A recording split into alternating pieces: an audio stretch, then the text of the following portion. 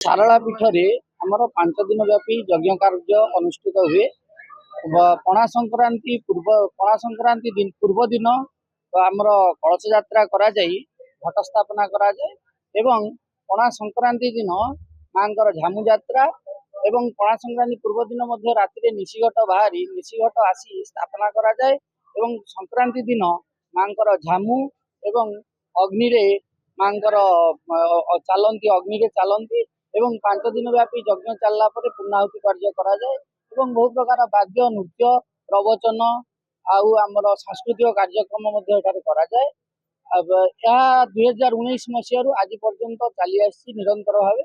ଏହା ବିଶ୍ୱ ଶାନ୍ତି ମହାଯଜ୍ଞ ଭାବେ ପରିଚିତ ସାରା ଯାଜପୁରରେ। ଚଳିତ ବର୍ଷ କଣ ଏକ ନୂଆ କିଛି ହେଇଛି କି ଆଉ କଣ ମାଙ୍କର ମାହାତ୍ମ୍ୟ? ମାଙ୍କର ଦିନକୁ ଦିନ ତ ଲୋକ ବଢି ଚାଲିଛନ୍ତି। ମାଙ୍କର ଆଶୀର୍ବାଦ ଅଛି, ଯୋଉଟା ମାନସିକ ରଖିଛି ସେଇଟା ପୂରଣ ହଉଛି ବୋଲିକି ଆଜି ଲୋକ ବଢି ଚାଲିଛନ୍ତି।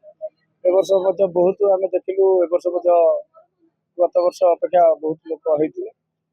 ଏଠିକାର ପରିଚାଳନା ଗ୍ରାମବାସୀ ମାନେ ପୂର୍ଣ୍ଣ ସହଯୋଗ କରନ୍ତି। ବାହାରୁ ଯୋଉ ଭକ୍ତମାନେ ଆସନ୍ତି ସେମାନେ ମଧ୍ୟ ନିଜ ଗାଁ ବୋଲି ଭାବିକି ଅନୁଷ୍ଠାନ ଭାବିକି କାମ କରନ୍ତି। ଏଠିକାର ଜୟ ଜଗନ୍ନାଥ ଯୁବ ପରିଷଦ ସମସ୍ତ ଦାୟିତ୍ୱ ନିଅନ୍ତି।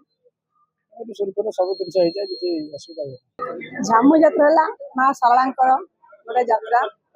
ଏଇ ଯାତ୍ରାରେ ଆମର ଶାରଦା ଦାସ ଅଗ୍ନିରେ ଚାଲନ୍ତି।